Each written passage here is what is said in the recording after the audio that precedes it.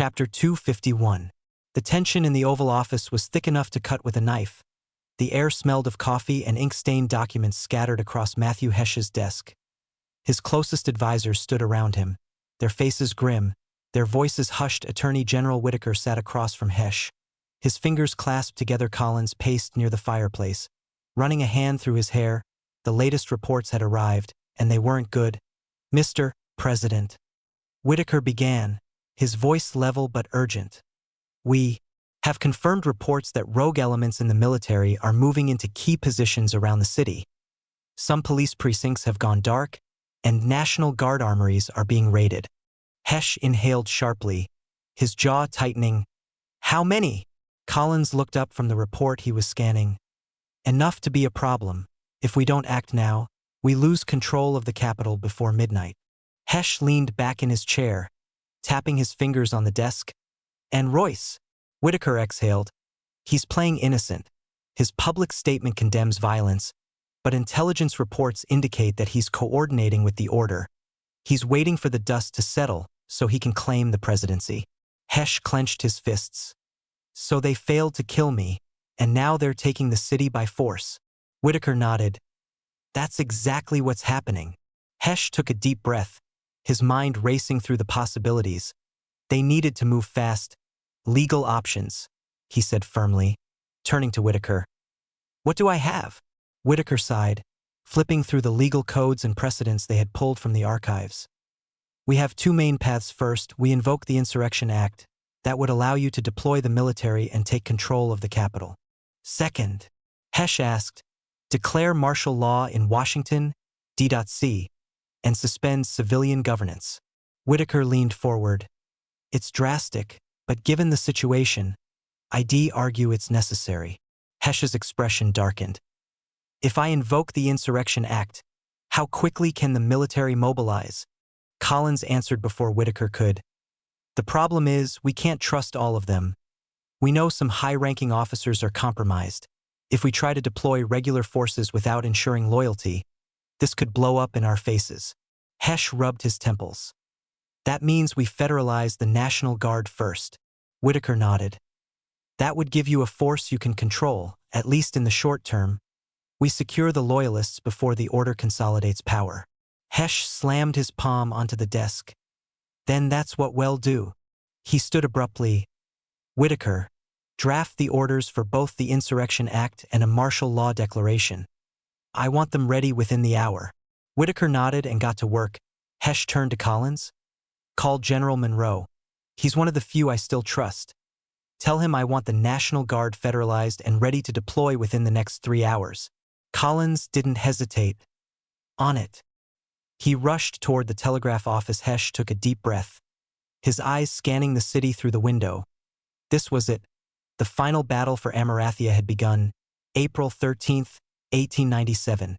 Enjoy exclusive chapters from NovelBin.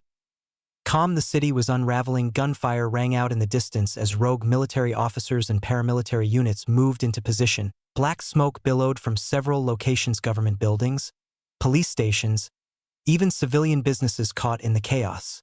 The National Mall, once a place of speeches and rallies, had turned into a war zone. Pro-Royce militias, armed with rifles and stolen police equipment, erected barricades, blocking off streets and highways. Downtown, rogue National Guard units stormed the mayor's office, forcing city officials to surrender control. The DC Metropolitan Police, divided between loyalty and fear, was nowhere to be seen. News reports were fragmented. Some stations had been taken over. Others were forced off the air. Inside the orders war room, Gideon Langston watched it all unfold with satisfaction. This was their moment. Hawthorne grinned. "By morning, Washington will be ours." Langston nodded but remained cautious. "Hesch hasn't moved yet. He's smarter than that."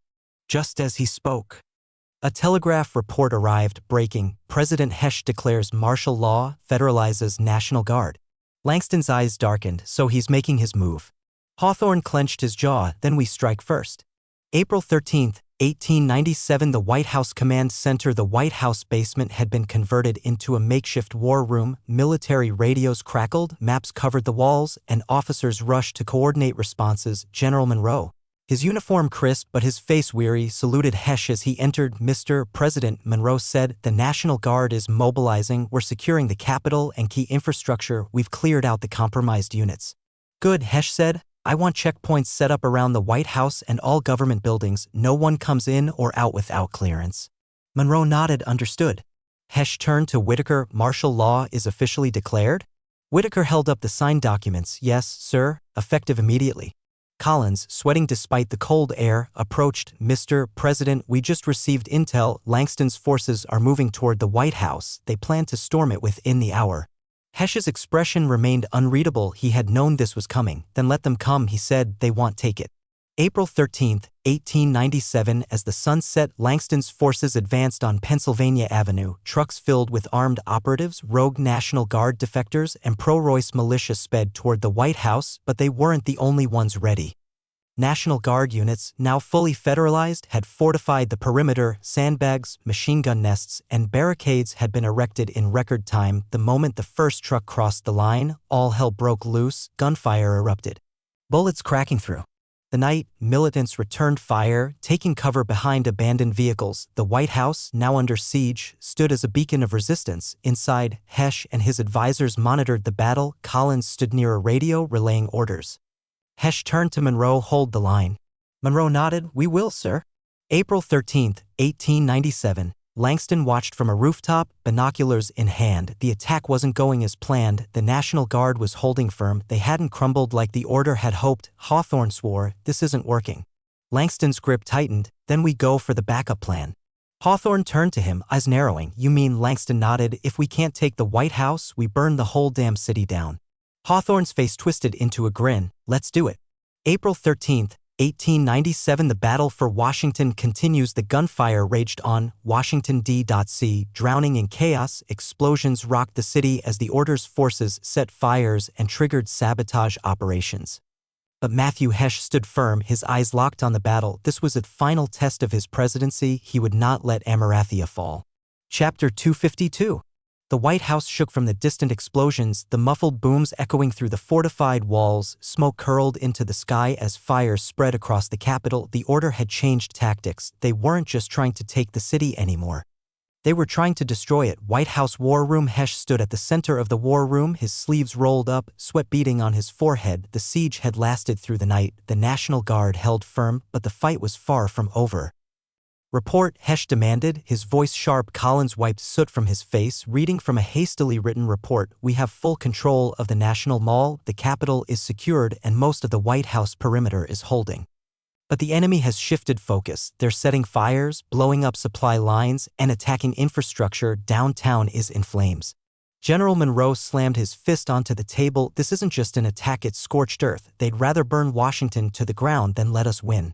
Hesh inhaled deeply. "And the civilians?" Whitaker exhaled sharply. "Panic is setting in. People are either barricading themselves in their homes or trying to flee the city. The roads are blocked. It's chaos." Hesh clenched his jaw. "Then we stop playing defense." Monroe looked at him. "Sir? We've been reacting to them. That ends now. We take the fight to them." The order's war room. Langston sat at the long table, listening as reports flooded in from the battlefield. The siege had failed. The White House still stood, but their secondary plan was working. Hawthorne lit a cigar, smirking. "Washington is burning." Langston didn't share his amusement. He tapped his fingers on the table, "And yet, Hesh still breathes." Cornelius Voss entered, looking exhausted. "We've lost too many men. The militias are running out of ammunition, and our inside sources are turning on us." Langston's eyes narrowed. "Explain." Voss hesitated. "Some of our contacts in the military are switching sides. Hesh's government is offering full pardons to any soldier who lays down arms. Some of our loyalists are taking the deal." Langston cursed under his breath. "Then we have one option left." Hawthorne looked at him. "Which is?" Langston's voice was cold. "We kill Hesh tonight." Washington burned, but the White House stood. The gunfire had slowed, shifting into isolated battles around the city. The National Guard tightened their control, pushing the order's forces back, but inside the war room, Matthew Hesh knew it wasn't over. Collins rushed in, his face pale. "Sir, we intercepted a message." Hesh looked up. "Go on." Collins swallowed hard. "The order has ordered a direct assassination. They're making a final attempt on your life tonight." The room fell silent. Hesh remained still, processing the information. "Do we know how?" Collins handed him the transcript. We believe they've already infiltrated the city. We don't know how many, but they're coming. Monroe straightened. Then we prepare. Hesh met his gaze. No, we set a trap. The White House was a fortress. Every entrance was heavily guarded, but the order had planned for that. 3 assassins, highly trained, ruthless killers, moved through the darkened streets. They had been given one mission: eliminate Matthew Hesh. They split up. The first assassin, disguised as a wounded National Guard soldier, approached a checkpoint. The guards hesitated for a moment, just long enough for the assassin to pull a concealed knife, but before he could strike, a sniper shot rang out. The assassin dropped, blood pooling beneath him. The trap had been set. The second assassin, using the underground tunnels beneath the city, emerged near the White House's east wing. He moved fast, his silenced pistol drawn. He never saw the soldiers waiting in the shadows. A single bullet ended his mission before it began. The third assassin made it the farthest. Slipping through the chaos, he breached the White House. Moving like a ghost, he navigated the corridors. His target locked in his mind. But when he entered the Oval Office, seat was empty. A door slammed shut behind him. A figure stepped forward. Matthew Hesh. The assassin raised his pistol too slow. Hesh lunged. The fight was brutal. Fists, elbows, grappling. The assassin was fast. But Hesh was desperate. A gun went off. Stay updated with Novelbin. Calm. The assassin staggered, blood pouring from his chest. Collins stood behind him, holding a smoking revolver. The assassin collapsed. Hesh exhaled sharply, gripping his shoulder where a knife had cut him. That was close. Collins lowered the gun. Too close. By morning, the coup had failed. The National Guard crushed the last remnants of the Order's forces. Washington was still standing. Inside the Order's war room, Gideon Langston knew it was over. The doors burst open. Federal agents stormed inside. Langston stood, adjusting his suit. He didn't resist as they seized him. It was worth it, he muttered. Hawthorne, Voss, and the rest of the Order's leadership were arrested. The rebellion was over. Hesh stood before the press, bandages on his shoulder. Exhaustion in his eyes. My fellow Amarathians, he began, the storm has passed. The nation listened. We have faced the greatest threat to our democracy, but we have prevailed. He exhaled, looking over the battered Capitol. The order is finished. Those who tried to destroy this country will face justice. Silence, then cheers. Washington was wounded, but it was still alive. Hesh had won. And Amarathia had survived. Inside the White House, Hesh sat in the Oval Office, his body aching, his mind restless. The battle had been won, but he knew the war for Amarathia's soul wasn't over. Collins entered, holding a stack of documents. They finished the initial reports, Mr. President. Hesh took them, flipping through the pages. The damage was worse than expected. Entire districts reduced to rubble, government buildings burned, thousands of civilians displaced. Whitaker walked in next, his face grave. The trials begin next week. Langston, Hawthorne, Voss, they'll all face the highest charges possible. Hesh nodded, but his thoughts drifted elsewhere. Justice would be served, but rebuilding would take time. He looked at his battered city. The people had endured terror, betrayal, and war. Now, they needed something more than a victory speech. They needed a future. Hesh took a deep breath. We start today, he said. We rebuild, we heal. For the first time in weeks, he allowed himself to believe in tomorrow. Chapter 253. The walls of Fort Gray were thick and unyielding, built decades ago to house Amarathia's most dangerous criminals. Now, they held the men who had nearly torn the nation apart. President Matthew Hesh walked through the dimly lit corridors, his footsteps echoing as he approached the high-security block. His shoulder ached from the wound he had sustained during the final battle, but he ignored it. This visit wasn't about his pain, it was about understanding. Whitaker and Collins followed close behind, their expressions unreadable. Armed guards flanked them, their rifles ready, their eyes watchful. Are you sure about this, Matt? Collins muttered. Hesh didn't answer immediately. He kept walking. The iron door loomed ahead. Yes, he said finally, I need to hear it from them. A guard unlocked the heavy door. The bolts groaned as it swung open. Inside the holding area, 3 men sat in silence: Gideon Langston, Jonathan Hawthorne, and Cornelius Voss, the architects of the order. Their hands were cuffed. Their clothes were placed with prison uniforms, but their eyes still burned with defiance. Hesh stepped inside, the door locking behind him. Silence. Then Langston leaned back against his chair, smirking. Mr. President, he said mockingly, to what do we owe the honor? Hesh didn't sit. He crossed his arms, his gaze cold. I want to know why. Langston raised an eyebrow. Why what? Hesh's voice was calm, controlled. Why you did this? The assassinations, the coup, the destruction of Washington. What was your endgame? Hawthorne exhaled slowly, shaking his head. You already know the answer. I want to hear it from you. Hesh shot back. Langston smirked again but said nothing. It was Voss who finally spoke. You think we did this just to seize power? Voss' voice was dry, bitter. You still don't get it, do you? Hesh stared at him, unblinking. Then explain it to me. Voss leaned forward, his chains clinking against the table. Amarathia was never meant to be just another nation. It was meant to rule. It was meant to dominate. Hesh frowned through force. Langston chuckled. What do you think built this country? Good intentions? Diplomacy? He shook his head. No, it was war, expansion, strength. Hesh narrowed his eyes. So you wanted to turn Amarathia into an empire? Langston's smile faded. We wanted to secure its future. Hawthorne finally spoke, his voice low. You think the world respects us? No, they fear us because of what we could be, but fear isn't enough. We had to act. Hesh felt his stomach tighten. Act how? Langston exhaled, his smirk returning. Amarathia should have expanded beyond its borders decades ago. We have the military, the industry, the wealth. Instead, we let weaker nations rise, let foreign influences seep into our economy. Let politicians like you waste time with bureaucracy. Hesh clenched his jaw. So your solution was to burn the country down and take over? Langston's gaze darkened. You would have never agreed to real change. Hesh scoffed. Real change? You mean war? Conquest? Voss chuckled. Call it what you like, Mr. President, but true power requires sacrifice. Hesh stared at them.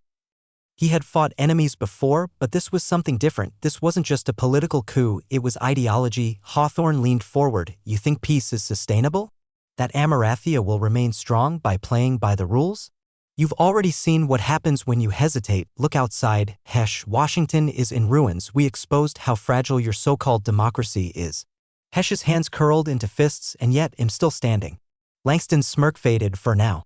Silence settled over the room. Hesh exhaled, taking a step closer. You failed. The people rejected you. Your men turned against you. Your empire was built on lies, and it collapsed.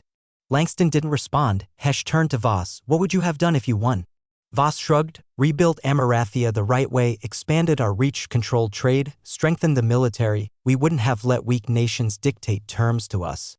Hesh studied them. They truly believed it. You don't get it, Hesh said quietly. Power without principles is just tyranny. Langston chuckled. And what do you call your rule, Mr. President? Martial law? The National Guard patrolling the streets? You had to become us just to survive. Hesh's jaw tightened. Martial law ends when order is restored, but what you wanted? It would never end. You wanted to control everything. Langston smirked. That's how you win. Hesh shook his head. No, that's how you destroy everything. He stepped back, exhaling slowly. He had heard enough. He turned toward the door. Langston called after him. You think this is over, don't you? Hesh paused. Langston grinned. We may be in chains, but our ideas aren't. Hesh turned slightly. Then he'll make sure Amarathia never follows them again. The door opened and he stepped out. Collins and Whitaker were waiting. Well, Collins asked, find exclusive stories on Novelbin. Hesh exhaled. They wanted to turn Amarathia into an empire through force. Whitaker frowned. Typical. Collins shook his head. Do you think there are more of them out there? Hesh glanced back at the prison. Ideologies don't die in cells.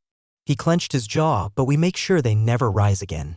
They walked down the corridor, leaving the Order's leaders behind. Hesh sat in the White House, staring at the city through his window. The scars were still fresh, but Amarathia had survived. Collins entered. The trials begin tomorrow.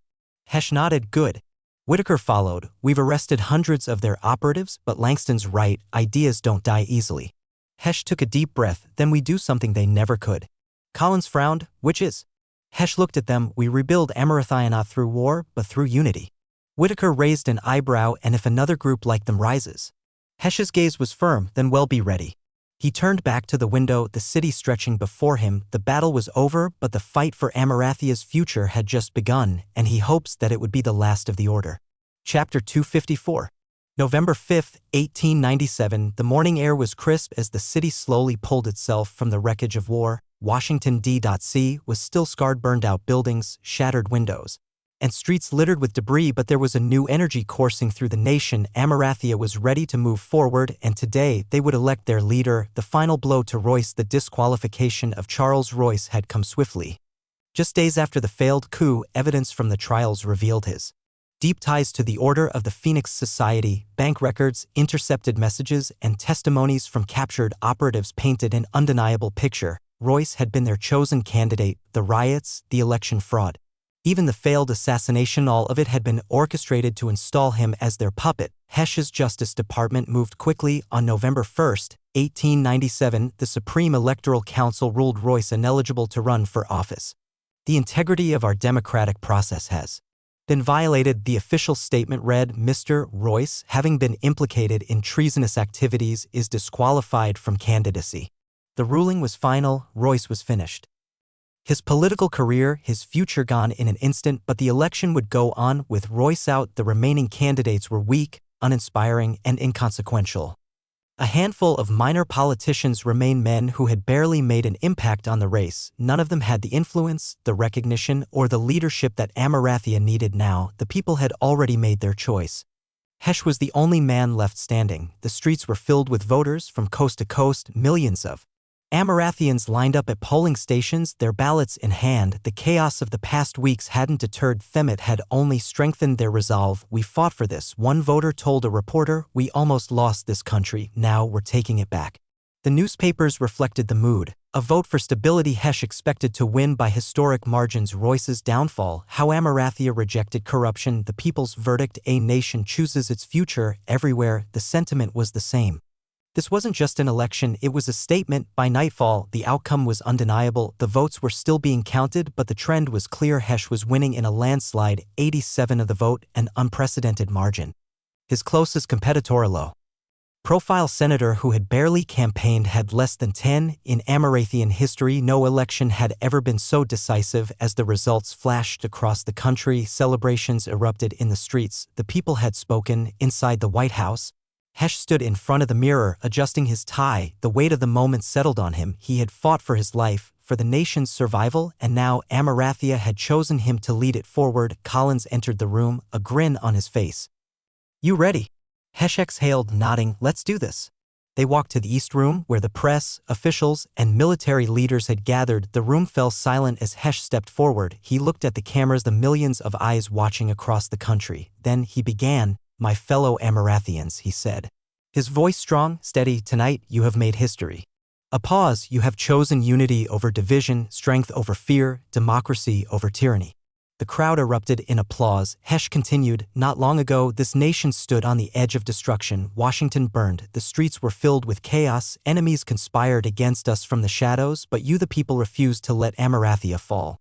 More cheers. You fought back. You defended this country with your voices, your courage, and your unbreakable will, and today you have shown the world that Amarathia does not bow to tyranny. He let the words settle. Tomorrow we begin the hard work of rebuilding, not just our cities, but our trust, our unity, our strength. The room was silent now, hanging on to every word. And I promise you this, Hesh said, his gaze firm, I will not fail you. The speech was carried across every newspaper, every radio station, every home in Amarathia. People celebrated in the streets, waving flags, embracing strangers. For the first time in weeks, there was hope even in the rural towns. Where distrust of the government had been strong, the feeling was different now. Hesh had won. Not just the election, but the trust of the people. As the nation moved forward, one man remained trapped in the past. Charles Royce sat alone in his estate, staring at the headlines that had destroyed him. Disgraced. Royce's ties to treason exposed. Hesh wins in historic landslide. The end of Royce. He crushed the paper in his hands. He had lost everything, power, influence, his future, but his hatred remained. They'll regret this, he whispered, but Amarathia had already moved on. Back in Washington, Hesh wasted no time. The moment the election was certified, he got to work. He met with military leaders, planning the final dismantling of the order's remnants. He called economic advisors, drafting a recovery plan for the damaged cities. He held a press conference, outlining his vision for Amarathia's future. We will rebuild, we will heal, and we will never let this happen again. It wasn't just words, it was a promise, and for the first time in a long time Amarathia believed in its future.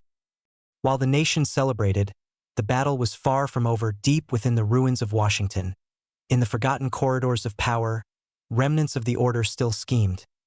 Not all of their operatives had been captured. Some had slipped through the cracks, vanishing into the countryside, blending into the populace. Others still held positions within the government, lying low, waiting for the right moment to strike again. Hesh's election had been a crushing defeat, but for them, it was merely a setback. Find adventures on Novelbin.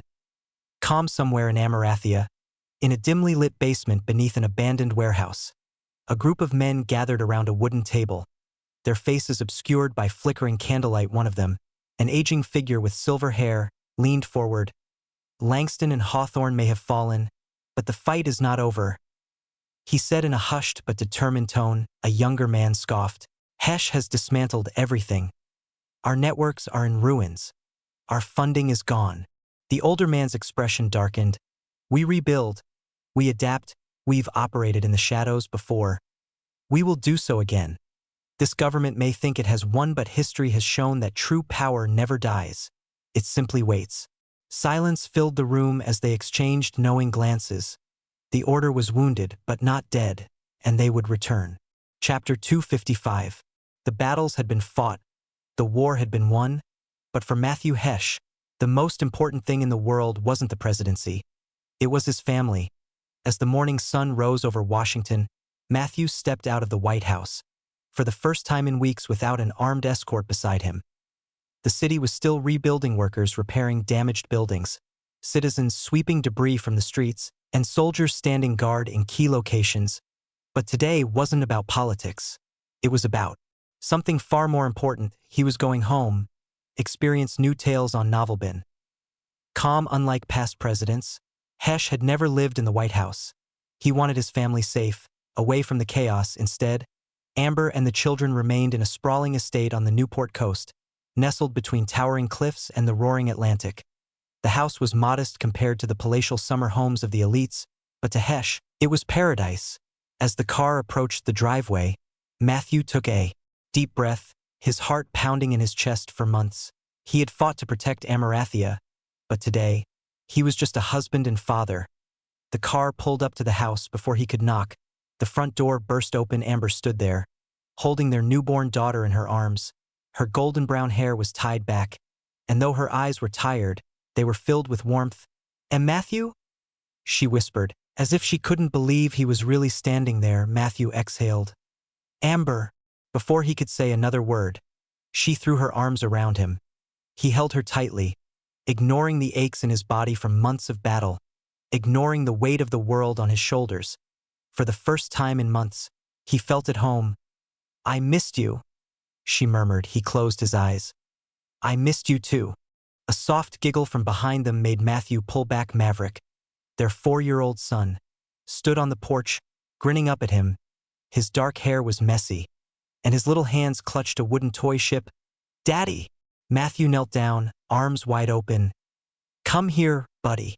Maverick didn't hesitate. He ran straight into his father's embrace. "You were gone forever," Maverick pouted, his small hands gripping his father's coat. Matthew chuckled, brushing his son's hair back.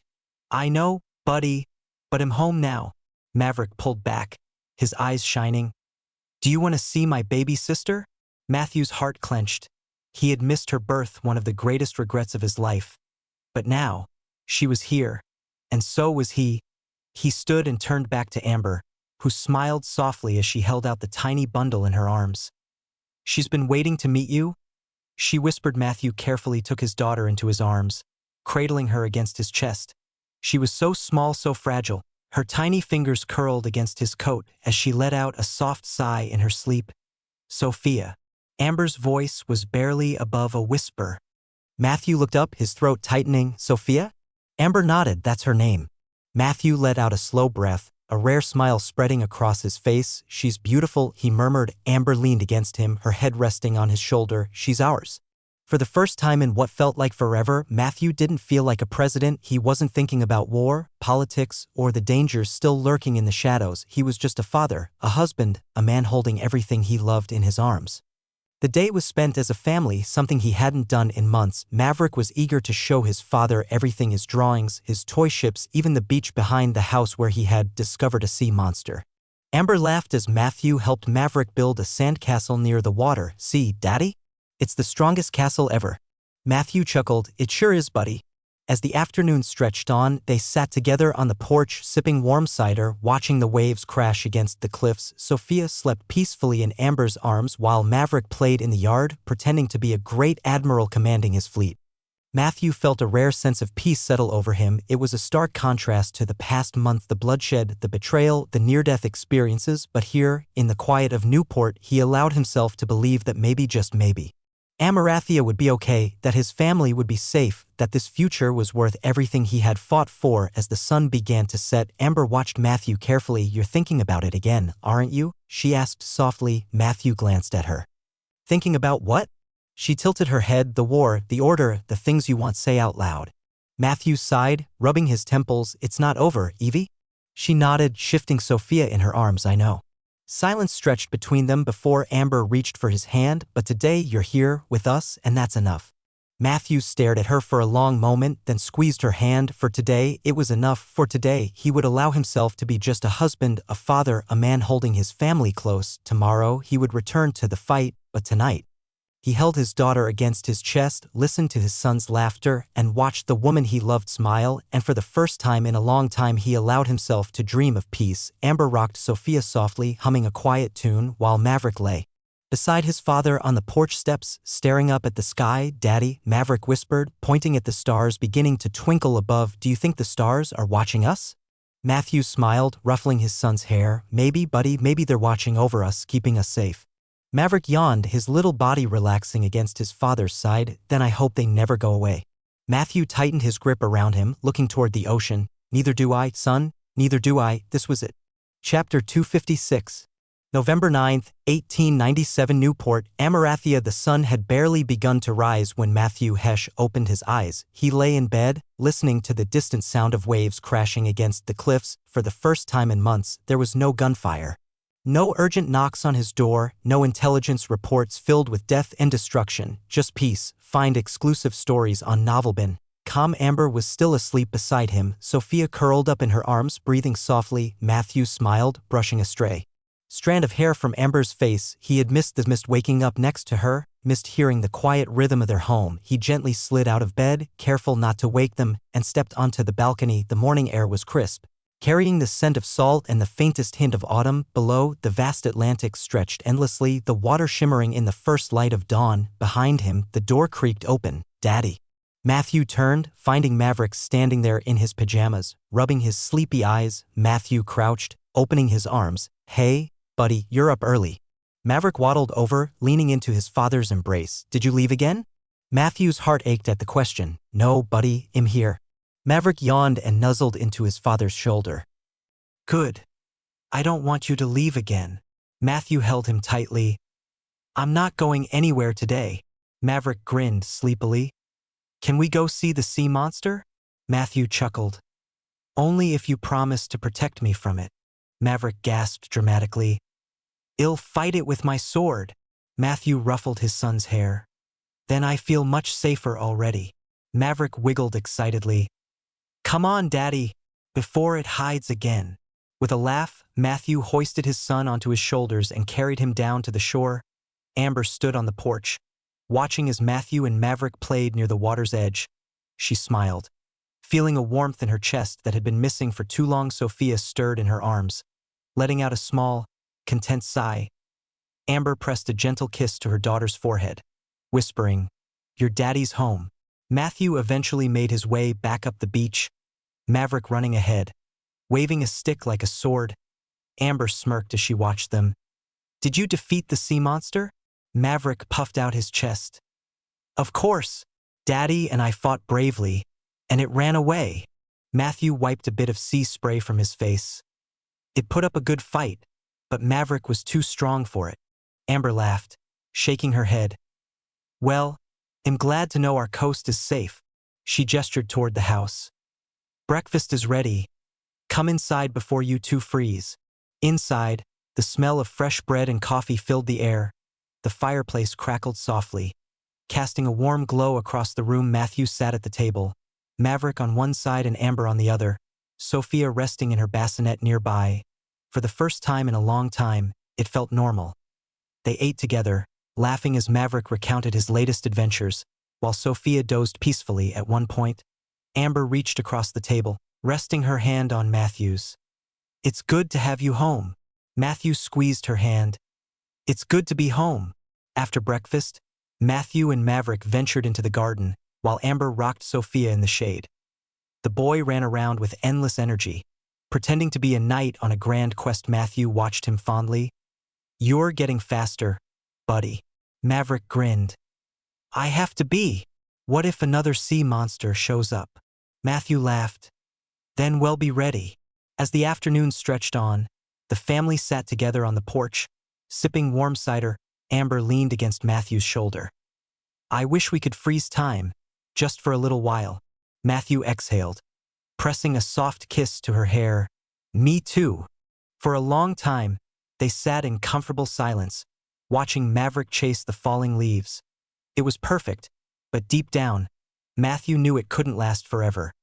As the sun dipped below the horizon, Maverick sat curled up beside his father, his eyelids growing heavy. "Daddy?" he mumbled sleepily. "Are you gonna leave again?" Matthew's heart clenched. He ran his fingers through his son's hair. "Not tonight, buddy." Maverick yawned. "Good." Within minutes, he was asleep. Amber stood by the doorway, watching. "He missed you." Matthew nodded. "I missed him too." Amber stepped closer, placing a gentle hand on his arm. "You're thinking about work again, aren't you?" Matthew sighed. "I have to, Evie. The country." Amber cut him off with a soft kiss. "I know, but just for tonight stay here, stay with us." Matthew looked at her, at the love and quiet strength in her eyes. He pulled her into his arms. "I will." He whispered, and for the rest of the night, he kept his promise as the night deepened. The waves continued their steady rhythm against the cliffs, a soothing backdrop to the warm light spilling from the house. Inside, Maverick lay fast asleep in his bed, clutching his wooden toy ship Sophia, nestled in her bassinet, let out the occasional soft sigh, her tiny fingers twitching in dreams. Only an infant could understand. Matthew sat on the edge of the bed, watching his son breathe evenly. He gently pulled the covers over Maverick's small frame and placed a kiss on his forehead. The boy stirred but didn't wake. Amber stood in the doorway, arms crossed, her expression soft. "He's happiest when you're here." Matthew exhaled, standing. "I know." He looked at his sleeping son, then back at his wife. "I wish I could be here more." She stepped closer, resting a hand on his chest. "You're doing what you have to do, Matt. You saved this country. But at what cost?" He glanced toward Sophia's bassinet. "I missed her first moments, her first cry. I wasn't here when Maverick was scared, when he asked where I was every night." Amber squeezed his hand. "But you're here now." They walked quietly to their bedroom, where the fire in the hearth flickered warmly. Amber set Sophia down in her crib before turning back to Matthew. "You can't carry all of this forever," she whispered. Matthew sat on the edge of the bed, running a hand through his hair. "I can't stop thinking about it. What happens next? What if there are still threats we don't see? What if—" Amber placed a finger against his lips, silencing him. "Not tonight." She cupped his face, forcing him to meet her gaze. "You've done enough for today." He let out a slow breath, leaning into her touch. "You always know what to say." She smiled. "That's because I know you." She took his hand, guiding him to lie down beside her. "Close your eyes, Matt, just for tonight." He hesitated for a moment, but then, with a deep exhale, he let himself sink into the warmth of the bed, into her embrace. Chapter 257. November 10th, 1897, Newport. Amarathia. The first light of dawn crept over the Atlantic, painting the sky in soft hues of gold and crimson. The wind carried the scent of salt through the open windows, rustling the curtains gently inside the house. The world was quiet, save for the rhythmic breathing of those still asleep. Matthew Hesh stood on the balcony, dressed in a crisp white shirt with the sleeves rolled up to his elbows. A steaming cup of coffee sat untouched on the small wooden table. Beside him, his gaze was fixed on the horizon, his mind already miles away, back in Washington. He had allowed himself one day just to netto be a husband and father again. But now reality was waiting behind him. The bedroom door creaked open. Amber stepped out, her robe wrapped loosely around her, hair still tousled from sleep. She leaned against the doorway, studying him. "You're leaving today?" she said softly. "It wasn't a question," Matthew sighed. "I have to." Amber stepped forward, wrapping her arms around his waist from behind, resting her cheek against his back. "I know," she murmured. "I just wish you didn't." He turned, pulling her into his arms. "I'll come back soon." Amber searched his face. "Promise." Matthew hesitated for just a second, but then nodded. "I promise." She didn't press him further. They both knew his responsibilities wouldn't wait. Washington, D.C. The White House. By midday, Matthew Hesh was back in the Capitol. The city was still in the process of healing. Streets were lined with construction crews, scaffolding covered damaged buildings, and the smell of smoke still lingered faintly in the air. But despite the scars of the recent war, life had returned. People bustled about, determined to rebuild, to move forward. As his car approached the White House, Matthew's mind shifted gears. The brief peace he had enjoyed with his family was over now. He was President Hesh again. Collins was waiting for him at the entrance, already flipping through a stack of reports. "Good to have you back, Mr. President," he said, falling into step beside him as they walked inside. "Give me the highlights," Matthew said. Not bothering with pleasantries, Collins didn't hesitate. "Reconstruction efforts are progressing, but we're behind schedule in some areas due to supply shortages. The Treasury is working on a relief package, but the economic damage is deeper than we thought.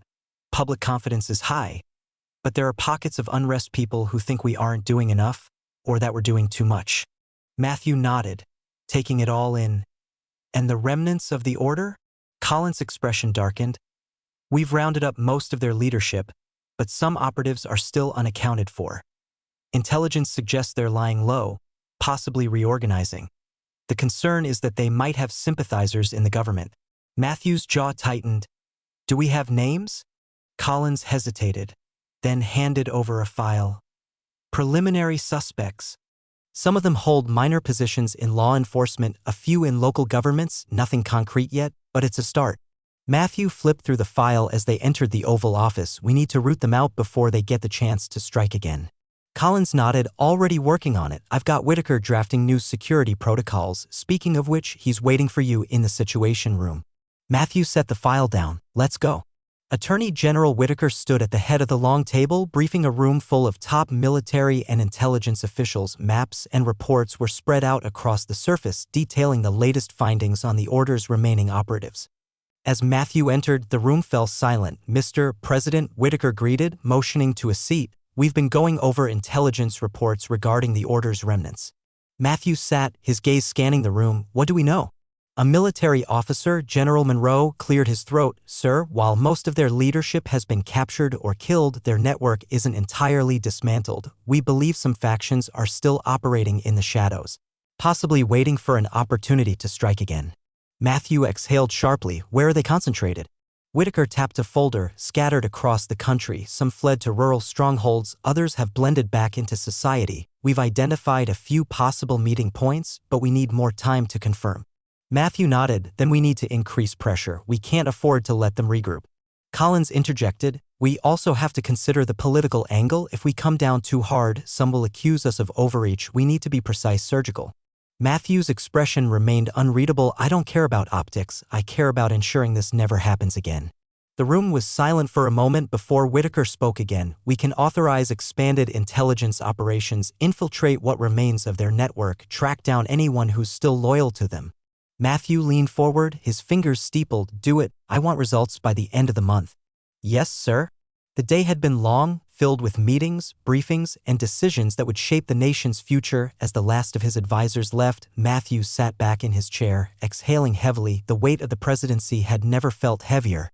His eyes drifted to the framed photo on his desk, Amber holding Sophia, Maverick standing proudly beside them. He had barely been home a full day before being pulled back into the fray. A knock at the door pulled him from his thoughts. Collins entered. "Long day?" Matthew smirked tiredly. "You could say that." Collins hesitated before stepping closer. "Sir, if I may, you did the impossible. You survived the coup. You won the election in a landslide. The people believe in you." Matthew leaned back in his chair. "And yet, the fight isn't over.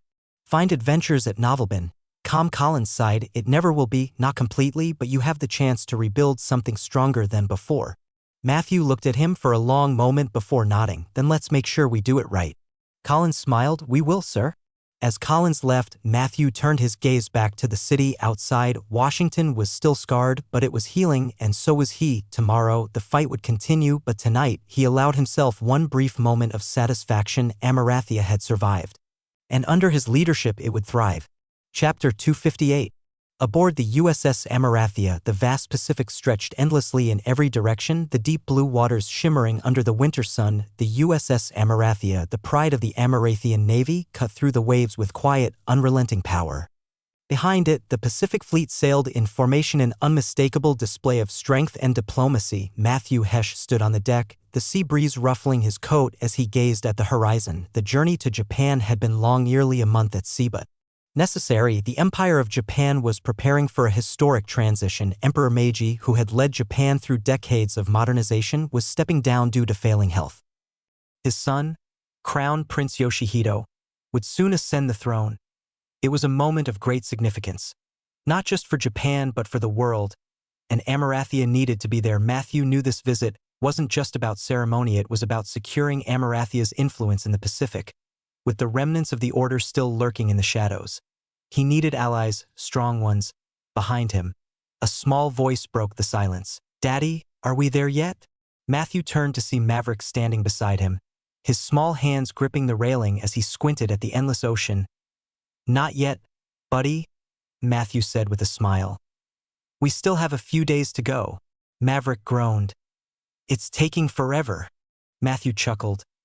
"That's because Japan is very far away. But once we get there, you're going to see something amazing." Maverick's eyes lit up. "Like what?" "Samurai," Matthew said, lowering his voice conspiratorially. "Real ones," Maverick gasped. "No way." Amber approached, carrying baby Sophia in her arms. She smiled as she watched the interaction. "You're filling his head with stories again," she teased. Matthew smirked. "They're not just stories. Samurai still exist." Maverick's excitement was immediate. "Can I meet one?" Matthew ruffled his son's hair. "If you behave, maybe," Amber sighed, shaking her head. "That's all we need." Maverick running around trying to challenge Samurai to duels. Maverick gasped. "Do they use real swords?" Amber shot Matthew a playful glare. "See what you've started?" Matthew grinned. "Hey, it's educational." Amber rolled her eyes, adjusting Sophia in her arms. The baby stirred but remained peacefully asleep. "I just hope the trip isn't too much for her." Matthew wrapped an arm around Amber's shoulders. "She's doing fine, and so are you." Amber leaned into him, sighing. "I just can't believe we're sailing halfway across the world with a newborn." Matthew kissed her forehead. "You're stronger than you think, Evie." She gave him a tired smile. "And you're still a politician, even with your own wife." Matthew smirked but didn't deny it. December 20th, 1897.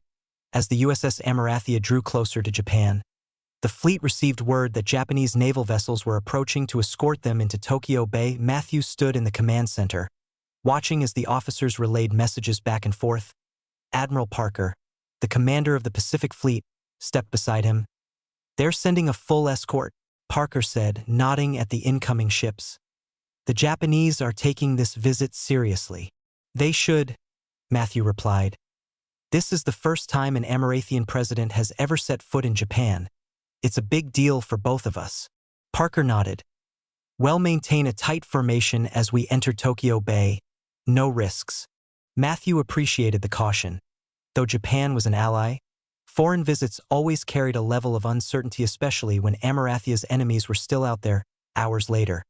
As the fleet sailed into Tokyo Bay, Matthew stood on the deck with Amber and their children. Maverick's eyes widened as he saw the bustling city in the distance.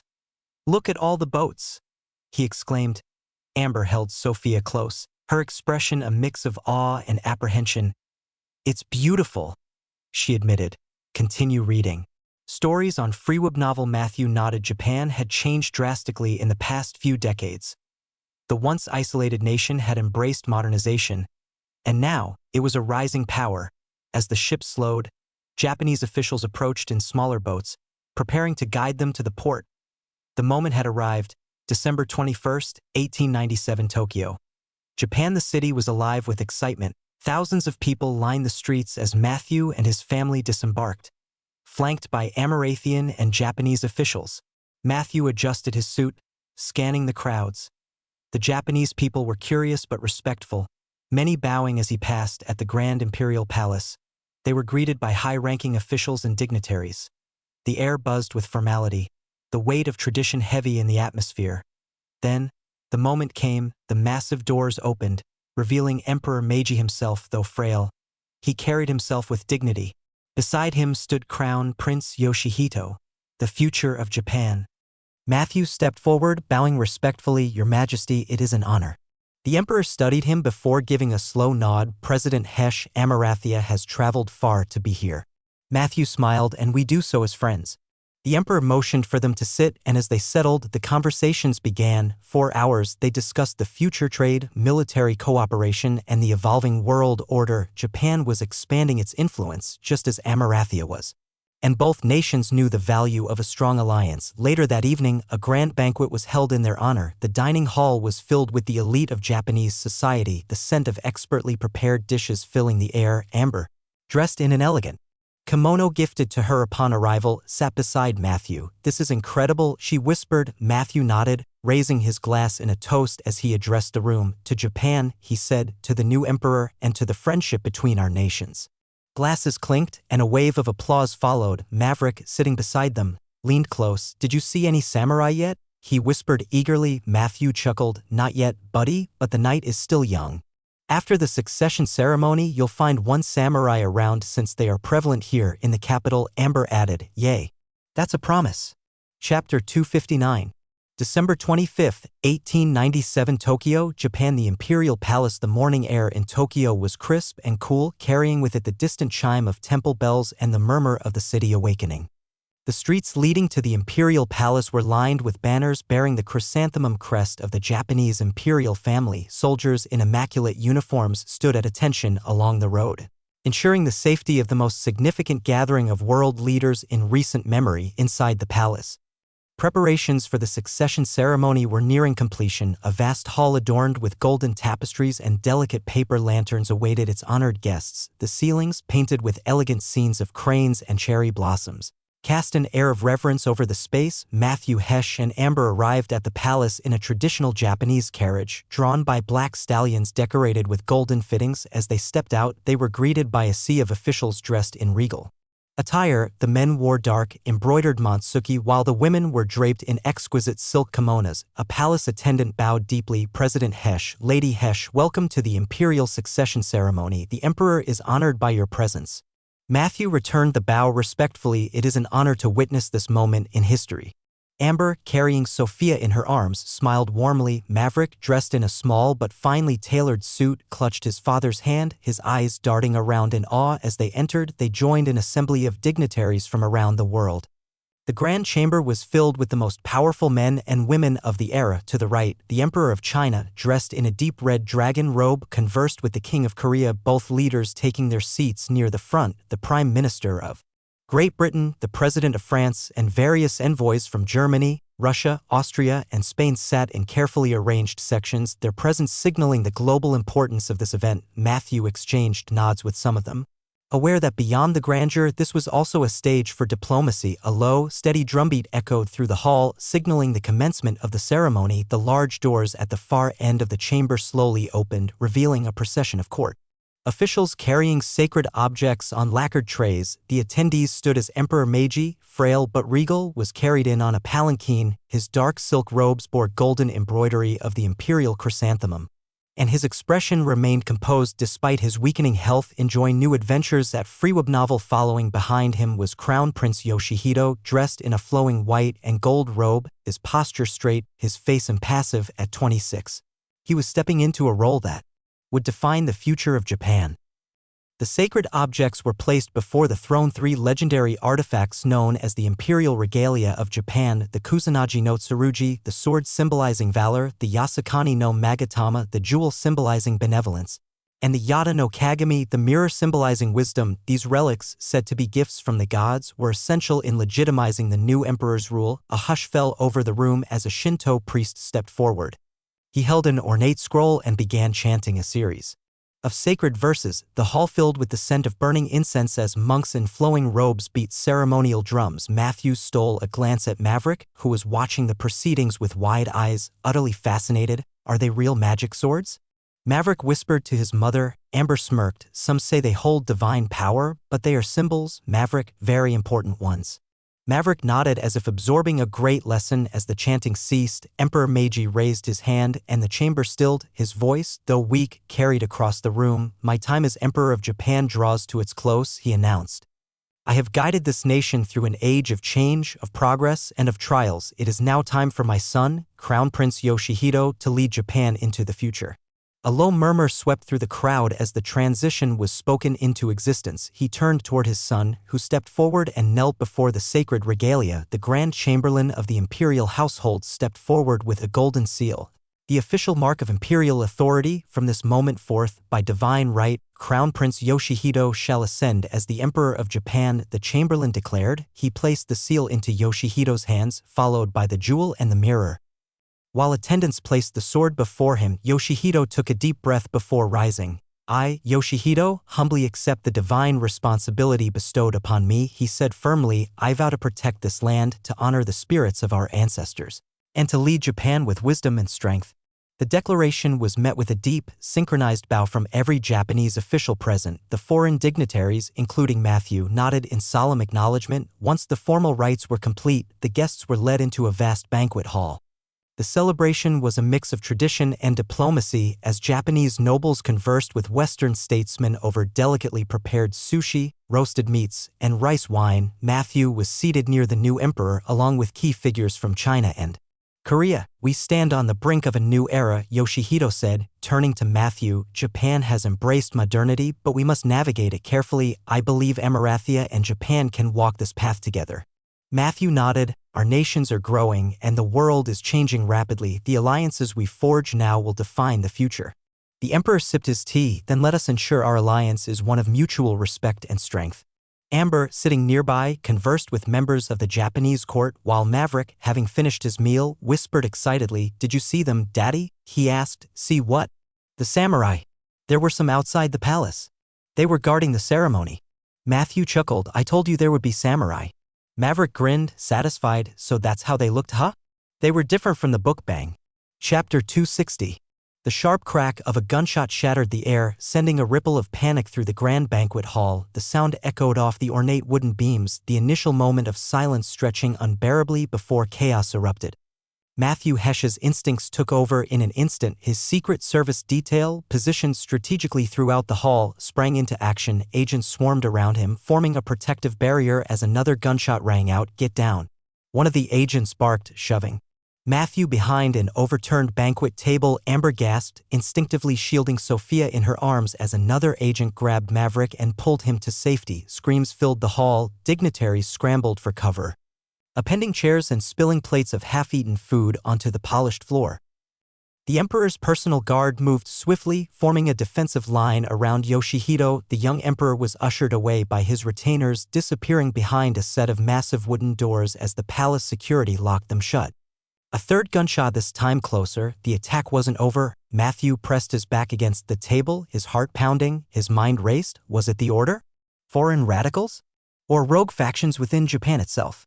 "Where's the shooter?" he barked at one of his agents. "Unknown, sir." The agent replied, his gun drawn as he scanned the room. "We're trying to pinpoint the source." The attack was coordinated, that much was clear. The shots had come from multiple directions, possibly more than one gunman, yet the palace had been heavily guarded and every guest had been meticulously screened before entering, so how had they gotten in? Another shot rang out, this time hitting a gilded pillar mere feet from where Matthew crouched. He flinched as splinters rained down. Across the hall, the Emperor of China's guards had drawn their weapons, their faces rigid with focus. The King of Korea was being hurried out by his retinue, their robes flowing behind them as they rushed toward the side exits. The British Prime Minister and other Western leaders had been pulled into a defensive formation by their own guards, all armed and prepared for the worst. It was chaos. Matthew's breath caught as he turned to Amber, who was huddled behind a thick stone column, gripping Sophia tightly. Maverick sat beside her, his face pale but calm as an agent shielded them. "Are you okay?" Matthew called. Amber met his eyes and gave a quick nod, though fear flickered beneath her calm facade. She tightened her hold on Sophia. "We're fine, stay down."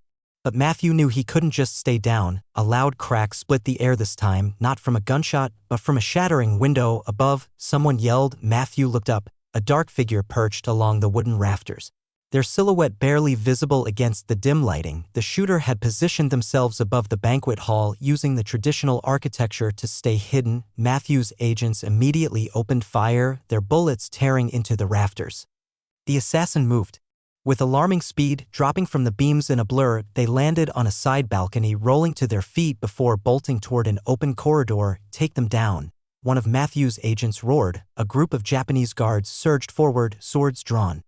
The assassin twisted mid-run, raising a short-barreled rifle and firing 2 more shots, both striking one of the guards square in the chest. The man fell instantly. "Damn it," Matthew hissed. The assassin was trying to escape. Matthew didn't think. Moved. Against the protests of his agents, he sprinted forward, dodging overturned tables and stumbling dignitaries. Collins, who had been a few feet away when the attack began, was already in pursuit. The assassin turned a corner, disappearing down a long corridor leading deeper into the palace. "Secure the banquet hall," Matthew ordered before following. Collins and 2 agents stayed on his heels. The palace guards joined them, their heavy boots pounding against the polished floors as they chased after the gunman. The assassin was fast, but they weren't invincible. The corridor opened into an open courtyard, the cold night air hitting Matthew's face as he emerged outside. The assassin was already halfway across, heading toward a row of ornate wooden gates. Matthew skidded to a stop, reaching for the revolver at his side. His agents raised their weapons. "Stop," Collins shouted. The assassin ignored them, vaulting over a low stone railing. They landed with cat-like grace, barely breaking stride. Matthew fired. The gun kicked in his grip. The shot missed by inches, striking a stone lantern beside the assassin's path. They hesitated for half a second, just enough time for Collins to take aim. A loud bang echoed through the courtyard. The assassin jerked violently mid-run, stumbling forward before collapsing onto the cobblestone path. For a moment, everything was still. Then, cautiously, Matthew and his men approached. The assassin lay motionless, their weapon clattering to the ground. Blood pooled beneath them, soaking into the cold stone. Their face was covered by a dark mask, their identity hidden. Collins nudged the rifle away with his boot before crouching down. He reached for the mask, then hesitated. "You ready for this?" he muttered. Matthew exhaled, steeling himself. "Do it." Collins pulled the mask away. Beneath it was a Japanese man, young, no older than 25, his eyes, though glassy with death, still burned with something fierce, something unwavering. A fanatic. Matthew stared down at the body, his mind racing. Who was he? A rogue nationalist? A foreign agent? Or something worse? Collins stood, reloading his gun. What now? Matthew looked back toward the palace, where smoke from gunfire still lingered in the cold night air. "We find out who sent him," he said grimly, "and we make sure there aren't any more." By the time Matthew returned, the situation had been contained. The guests had been escorted to safer locations, and Japanese officials were already swarming the palace, investigating the attack. The emperor was safe, so were the foreign dignitaries. Amber was still holding Sophia tightly, relief washing over her when she saw Matthew walk in unscathed. Maverick ran up to him, latching onto his leg. "Daddy, what happened?" the boy asked, eyes wide. Matthew knelt, ruffling Maverick's hair. "Just some bad people trying to ruin a good night, but they didn't win." Amber exhaled. "Is it over?" Matthew glanced around the shattered hall, then at the officials murmuring among themselves. "For tonight," he said, "but something tells me this isn't the last time we'll see trouble." Amber swallowed hard. "And what happens next?" Matthew set his jaw. "We find out who's behind this," he said, "and we put an end to it." As the night stretched on, one thing was clear: this was no ordinary attack, and whoever was behind it weren't done yet.